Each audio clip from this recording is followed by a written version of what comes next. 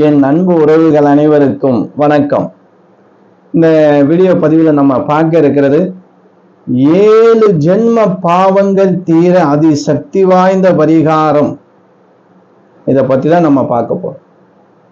ஏன்னா எனக்கு மட்டும் ஏன் இவ்வளவு கஷ்டம் வருது, எனக்கு மட்டும் நல்லது நடக்க மாட்டேங்குது, எவ்வளவுதான் நான் சம்பாதிச்சாலும் என்னால சேர்க்கவே முடியலையே பணத்தை.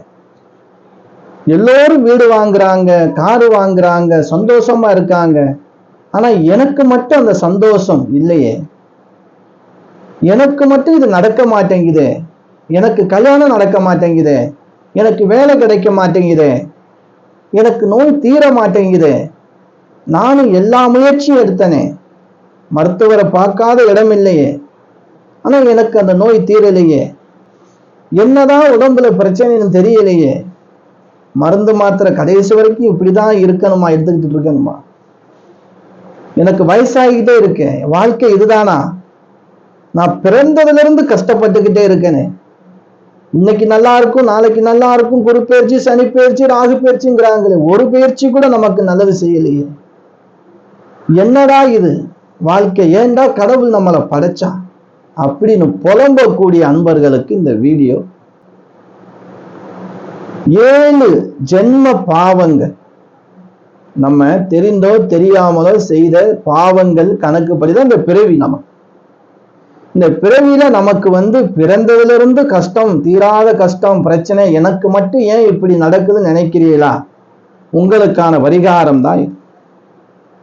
அன்பு உறவுகளே, கண்டிப்பாக நான் சொல்லக்கூடிய எளிமையான பரிகாரமா இருந்தால் கூட அதுல ரொம்ப உண்மை உண்டு, அதுல ரொம்ப சக்தி உண்டு.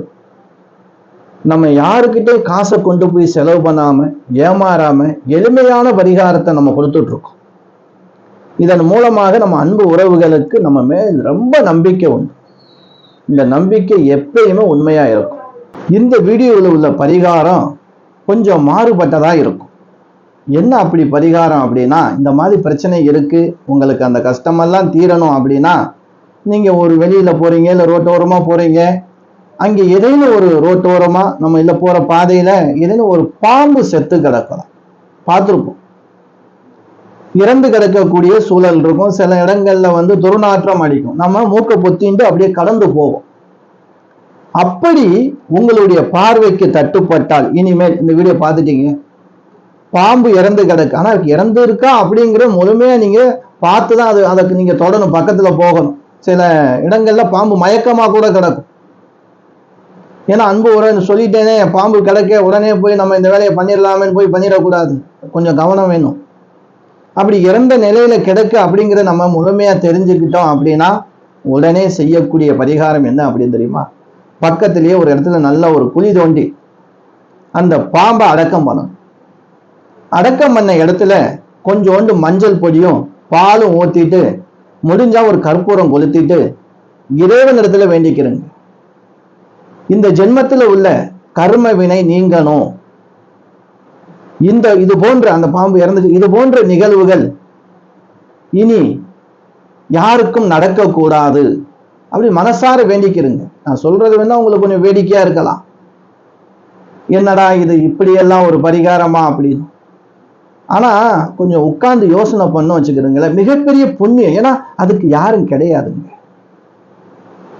ஒரு பாம்பு இறந்த நிலையில கிடக்கு, அப்படி விட்டோம்னா அது அழுகி போயிடும். ரெண்டாவது, அதோடைய பல்லு விஷத்தன்மை, யாராவது பக்கம் நடந்து போறாங்க அது குத்திட்டாலும் ஆபத்து, அதோடைய முள்ளுகள் நம்ம மீது பட்டாலும் ஆபத்து. அதனால என்ன பண்றோம், நம்ம பார்த்துட்டு போகாம, அது போல நீங்க பார்த்துட்டீங்க அப்படின்னா இனிமேல் நீங்க செய்ய வேண்டியது அதை அடக்கம் பண்ணக்கூடிய வேலை.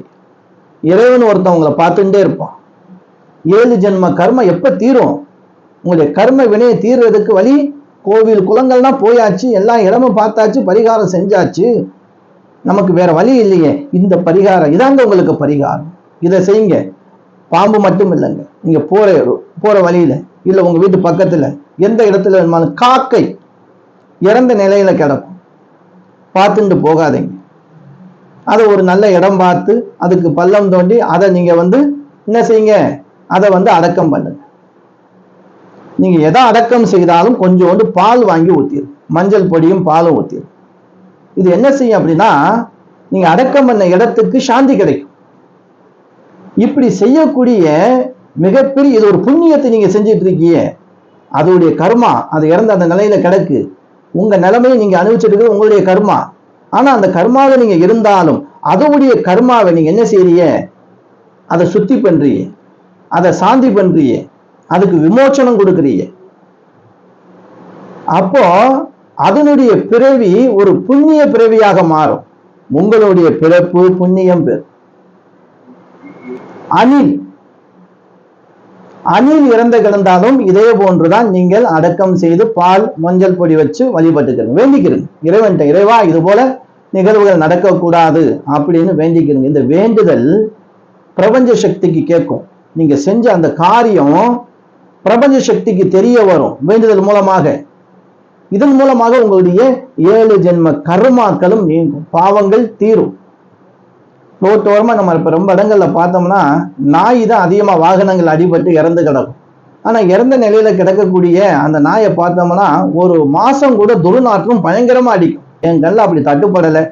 எங்க ஊர்ல ஒரு முறை அது போல இருந்து நாங்க 2-3 பசங்க சேர்ந்து அதை நாங்க அடக்கம் பண்ணியிருக்கோம். அதுக்கு பிறகு இது வரைக்கும் நம்ம கண்ணில் தட்டுப்படல. அப்படி கிடைச்சா நீங்க நான் சொன்ன பரிகாரம் நானே செய்வேன். அப்படி உங்க கண்ணில் தட்டுப்பட்டுச்சு அப்படின்னா உங்க கர்மா விலகிடுச்சுன்னு நீங்க நினைச்சுக்கிறீங்க, உங்களுடைய கஷ்டம் தீர போகுது அப்படின்னு நினைச்சுக்கிறீங்க. அந்த துர்நாற்றம் அதிகமா இருக்கிற இடத்துல நம்ம என்ன செய்யணும்? மாஸ்க் போட்டுக்கிறோங்க, கையில குளோஸ் போட்டுக்கிறோங்க, நம்மளே பாதுகாத்துக்கிறோம். அப்ப அதை நல்லா என்ன செய்யுங்க? ஒரு பள்ளம் வெட்டி, ஆழமான பள்ளம் வெட்டி அதை அடக்கம் பண்ணிட்டு கொஞ்சம் மஞ்சப்பொடி பால் ஊத்திட்டு இறைவனிடத்துல வேண்டிக்கிறோங்க. இறைவா, இது போன்ற நிகழ்வு இனிமேது யாருக்கும் நடக்கக்கூடாது. எப்படி எல்லாம் கர்ம வினையை தீர்க்கக்கூடிய பரிகாரம் இருக்கு. எங்க லட்சக்கணக்கில் போய் செலவு பண்ணி அந்த யாகம் இந்த யாகம் பண்ணிட்டு இருப்பாங்க. இதை செய்யுங்க, உங்களை கடவுள் பார்த்துட்டு இருக்கார். அவங்க இப்ப நம்ம சொன்னதுக்கெல்லாம் என்னதான் உங்களுடைய தொடர்பு இருந்தாலும் அந்த நாயோ இல்ல பாம்போ இல்ல அணிலோ செய்ய போறது கிடையாது, அடக்கம் பண்ண போறது கிடையாது. நம்ம தான் அதை செய்யணும். நம்மளுடைய பிறவிதான் அதை செய்ய முடியும். நம்மளுடைய கர்ம பிணி, இந்த வினை, இந்த கர்ம வினையில இருக்கக்கூடிய அந்த நிகழ்வை நம்ம அடக்கம் பண்ணி அதுக்கு சாந்தி கொடுக்கும் போது இறைவன் நமக்கு இந்த ஜென்மத்திலேயே நம்மளுடைய கர்ம வினையை அறுத்து எறிகிறார். நம்ம வாழ்க்கையில் அடுத்து எடுத்து வைக்கக்கூடிய அடி புனிதமான அடியாக இருக்கும், புண்ணியமான அடியாக இருக்கும். என் வாழ்க்கை மாறும் அப்படி நினைக்கக்கூடிய, என் வாழ்க்கை மாறிடுச்சு அப்படி நீங்க நினைக்கக்கூடிய தருணமாக இருக்கும். விளையாட்டை எடுத்துக்கிற வேணாங்க. அதே போல இன்னமும் ரொம்ப பேர் பண்றாங்க.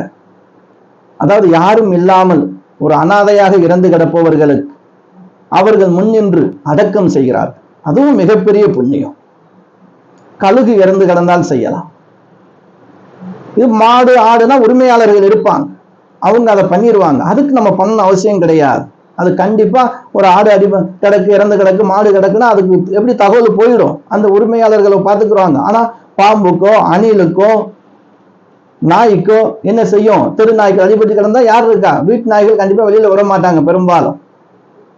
இப்படி அனாதையாக இறந்து கிடக்கக்கூடிய இந்த வாயு இல்லாத ஜீவன்களை நீங்கள் பார்த்து செல்லாமல் அதை அடக்கம் செய்து அதற்காக மனசார நீங்க வேண்டும் போது உங்களுடைய கர்ம வினை தீரும். நான் நல்லா இருக்கேன், எனக்கு எந்த பிரச்சனையும் கிடையாது, கடவுள் எனக்கு எல்லாமே கொடுத்துருக்கேன், நான் பார்த்துட்டு பேசாம போகலாம்னு நினைச்சிடாதீங்க.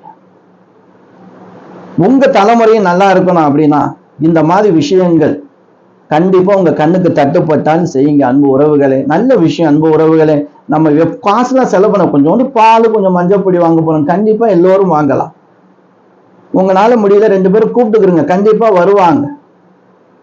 நம்மளுடைய கஷ்டம் தீரணுங்கிறதுக்காக செய்ய வேணாம், ஒரு பொது நலத்தோடு செய்யலாம். ஏன்னா 4 பேர் போற இடம் வர்ற இடம் அந்த நல்ல எண்ணத்தோடு இந்த மாதிரி காரியங்கள் நம்ம கண்ணுக்கு தெரிஞ்சா கண்டிப்பா செய்யும். ரோட்டோரமா படுத்து கிடப்பாங்க, மனநலம் பாதிக்கப்பட்டவங்க இருப்பாங்க, அவங்களுக்கு அடுத்த வேளை சாப்பாடுக்கு கேட்க கூட தெரியாது. முடிஞ்சா நீங்க சாப்பாடு நீங்களே செஞ்சு கொடுங்க, வாட்டர் பாட்டில் தண்ணி பாட்டில் கொடுங்க. ரோட்டோரமா எத்தனையோ பேர் குளிர்ல இருப்பாங்க, அவங்களுக்கு முடிஞ்சா பெட்ஷீட் வாங்கி கொடுங்க. ஏன்னா நம்ம வசதிக்கு வீடு வாசல்லாம் கட்டி கொடுக்க முடியாது, என்ன முடியுமோ அதை நம்ம ஓரளவுக்கு செய்யலாம். எத்தனையோ ஆசிரமங்கள், எத்தனையோ ஊனமுற்றவர்கள், எவ்வளவு பேர் இன்னைக்கு ஆதரவு இல்லாம இருக்காங்க இல்லையா? முடிஞ்ச அவங்களுக்கு ஆதரவு கரம் கொடுங்க, அவங்களுக்கு உதவி செய்யுங்க. முடிஞ்ச வரைக்கும் உங்களால என்ன முடியுமோ உங்க தகுதிக்கு ஏற்றவாறு. முடியலையா, நான் சொன்ன மாதிரி விஷயங்கள் எவ்வளவு விஷயங்கள் கண்டிப்பா நீங்க செய்யலாம். நம்ம போற பாதையில செடி மண்டி இருக்கும், முள்ளு கிடக்கும், அதை பார்த்துட்டு போகாம ஓரமா எடுத்து போட்டு போங்க. இந்த நல்ல செயல்களை செய்ய செய்ய நமக்கு ஆண்டவன் நமக்கு நல்லதை கண்டிப்பா கொடுப்பார். 7 ஜென்ம பாவங்கள் தீர இப்படிப்பட்ட ஒரு எளிமையான வழிபாடுகள், எல்லோருக்கும் தெரிஞ்ச வழிபாடு தான் இது. வழிபாடுன்னு நம்ம சொல்லக்கூடாது, இது நம்மளுடைய கடமை. நம்ம இந்த கடமையை பார்த்துட்டு செய்யாம போனாதான் பாவம். இதை பார்த்துட்டு நம்ம சரியான கடமையை செஞ்சுட்டோம் அப்படின்னா நமக்கு கர்ம வினையே இல்லைங்க. ஏன் நமக்கு கஷ்டங்கிற கர்ம வினை வரப்போகுது? அதை ஏன் நம்ம நினைக்க போறோம்? இது நம்ம நமக்கு புண்ணியம் கிடைக்குதோ இல்லையோ, பொதுவா இதை நம்ம செய்யலாம் இல்லையா? அந்த மாதிரி விஷயத்த பார்த்தீங்க அப்படின்னா கண்டிப்பா செய்யுங்க. கண்டிப்பா அன்பு உறவுகளே, இந்த வீடியோவை பார்த்தது மட்டும் இல்லாம உங்க உறவினர்கள், நண்பர்கள் எல்லோருக்கும் இந்த வீடியோவை ஷேர் பண்ணு. நம்ம வீடியோ புதுசா பார்க்கக்கூடிய அன்பு உறவுகள் சப்ஸ்கிரைப் பண்ணி வச்சுக்கிடுங்க. இது போன்ற நல்ல வீடியோக்கள் உங்களை தேடி வந்து கொண்டே இருக்கும். அன்பு உறவுகளை, அடுத்து ஒரு நல்ல வீடியோவில் சந்திக்கும் வரை நான் உங்கள் ஈஸ்வரன் சீதாராம ஜோதிடர். என் அனைத்து அன்பு உறவுகளுக்கும் வணக்கம்.